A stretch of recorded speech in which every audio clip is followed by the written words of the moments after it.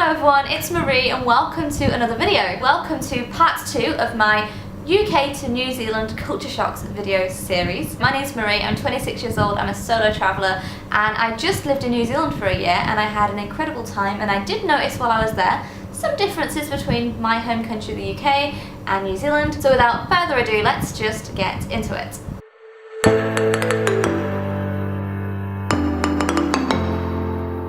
The first thing I noticed that was different when I went to New Zealand is the lack of public transport. Coming from the UK and Europe in general, we have an abundance of public transport that's very affordable and very efficient. Whereas in New Zealand, it's just not set up for that. I feel like they just expect everyone there owns a car. It's just really important if you want to get to anything that makes New Zealand so special, you need to get out of the cities. It's not like Europe where you have beautiful historical cities. New Zealand is all about the nature, the countryside, the mountains, and getting off the beaten track and seeing the waterfalls and the glaciers and the hiking, and you really can't access much of them spots without a car. I don't know what I would have done without a car when I lived in New Zealand. Honestly, it was just essential to have a car. So yeah, there's just not much public transport in New Zealand, and that is definitely a big difference from the UK, where we have trains and buses and even flights that are like very cheap and very effective. In New Zealand it's much more expensive and more far and few between to have good transport. So the second thing I noticed when I went to New Zealand is New Zealand has kind of worse customer service. I'm not saying this is a bad thing, it's just a real difference. In England I worked in retail, so I was trained to, speak very politely and go above and beyond to help the customer. And when you're at work, you kind of, if a customer needs to know where something is, you go to the stock room and check, you take them to the aisle, you show them the item, you search up the thing on the system if you don't know if you've got it. In New Zealand, they're just less bothered. If you ask someone in a shop where something is, the shop assistant will probably just point you in the direction but not take you. They would never look in the back stock room, and I've rarely had anyone search anything on the system for me. I found times I have got to the checkout and the customer service assistant will be on her phone texting or on a phone call or chatting to someone else, and they generally don't serve you until they're finished doing what they're doing. And in England, I just think that wouldn't be allowed in retail or in customer service. I'm not saying it's a bad thing, and I'm not saying all of New Zealand's like this. I'm sure there are some very good quality shop assistants. I'm just saying in general I find that the customer service standards are lower than in the UK. So the third difference, and this is something I love so much about New Zealand, is the weekly or fortnightly pay. Oh my god, it's so nice being paid weekly. In England you get paid monthly generally, and honestly I don't know how I could ever go back to that now after getting paid weekly and also fortnightly in New Zealand. It just makes your life so much easier when you pay your rent weekly, your bills weekly, and you get paid weekly. When you do overtime, you see it that Friday or whenever your payday is. In England, often you don't get paid overtime till the following month. Sometimes you don't see your overtime for like 8 weeks. Whereas in New Zealand, and also here in Australia, it's generally weekly or fortnightly, which is so good. And yeah, I don't know why the rest of the world doesn't pay like this. I think it's great, honestly. It's probably one of my favourite things about living in New Zealand. So my fourth difference that I noticed was that New Zealand's much more family orientated, and they seem to have higher family values than in the UK. And I'm not saying this is the case for all Kiwis or all Brits, I'm just saying in general. With my Kiwi family, for example, I was treated much more welcomed and much more as family than I am even with some of my UK family. And I just feel like people keep more close-knit with their family and in closer contact with their family in New Zealand, whereas in England I feel like you move away at a younger age, you're disconnected from your family quite soon.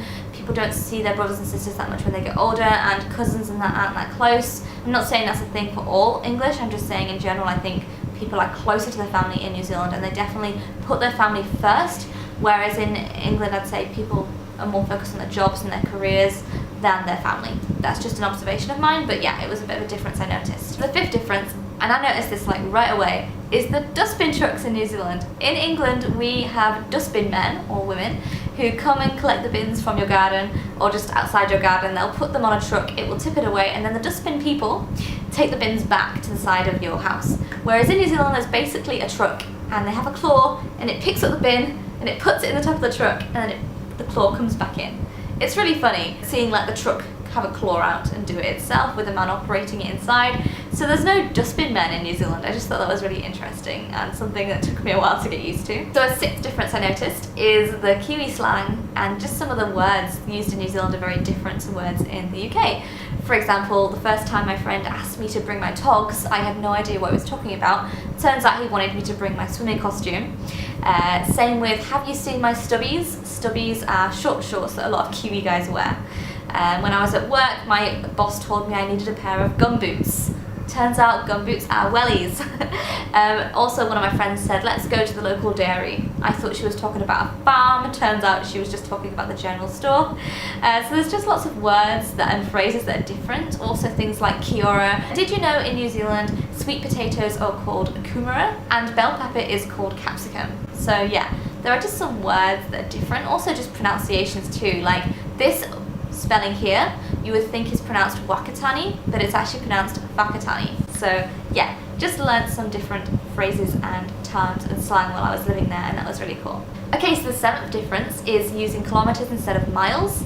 I think that England and the US are probably the only countries now that use miles. But yeah, when I first moved to New Zealand, it was definitely a bit of an adjustment, driving in kilometers and using kilometers in terms of distance. Now I'm programmed in kilometers, and I feel like going back to miles might be weird, but when I first moved there, it's definitely a bit of an adjustment to get used to miles, to get used to kilometers over miles. I did make a big driving culture shocks video in general. If you haven't seen it, I'll link it up here, because that talks more about this kind of subject and driving in New Zealand and how that's different to the UK. The eighth difference, and if you're Kiwi, don't hate me for this, but I found in New Zealand they definitely have more road rage than they do in England. In England, there's kind of unsaid rules like you do not undertake, and if someone's trying to get out, you always let the person in front of you out and then you go, and then someone else lets one person out and then you go. It's like an unsaid polite English rule of driving.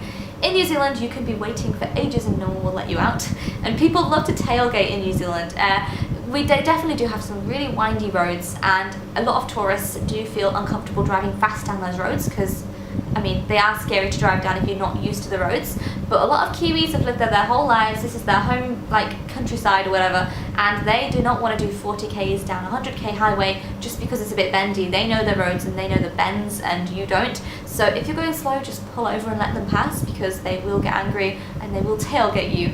And there is a bit of road rage for sure. So yeah, just thought I would mention that one. Don't hate me for saying this, but I definitely think that in New Zealand there was worse drivers than in the UK. So the ninth difference, and one of my favourite things about New Zealand, is the glowworms.